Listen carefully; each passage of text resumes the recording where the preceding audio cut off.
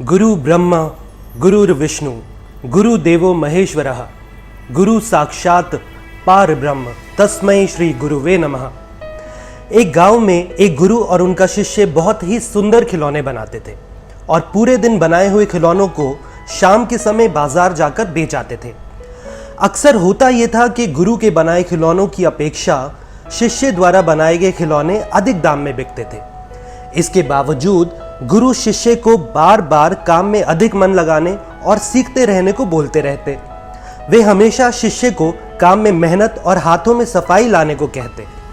पहले तो सब ठीक चलता रहा, पर जब रोज रोज उस शिष्य को वही बात सुनने को मिलने लगी तो एक दिन उस शिष्य के मन में आया, क्योंकि वो अपने गुरु से बेहतर खिलौने बनाता है इसलिए उसके गुरु उससे जलते हैं। आखिरकार एक दिन वो अपने गुरु के पास गया और कहने लगा, आप मेरे गुरु हैं और मैं आपका सम्मान करता हूं, पर मेरे बनाए खिलौने आपसे अधिक कीमत पर बिकते हैं, फिर भी आप हर रोज मुझे टोकते रहते हैं, ऐसा क्यों?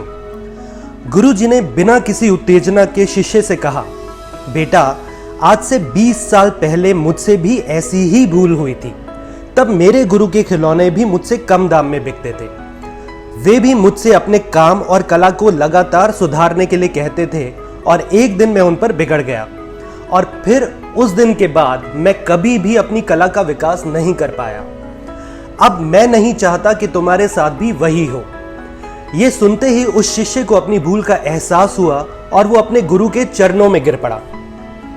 देखिए, हम सब दूसरों के गुणों की अपेक्षा उनकी गलतियों से अधिक सीख सकते हैं। जीवन में अगर सच्चा गुरु मिल जाए तो इससे बड़ी बात नहीं हो सकती। गुरु शब्द का अर्थ ही होता है वो जो गुफा में भी रोशनी कर दे।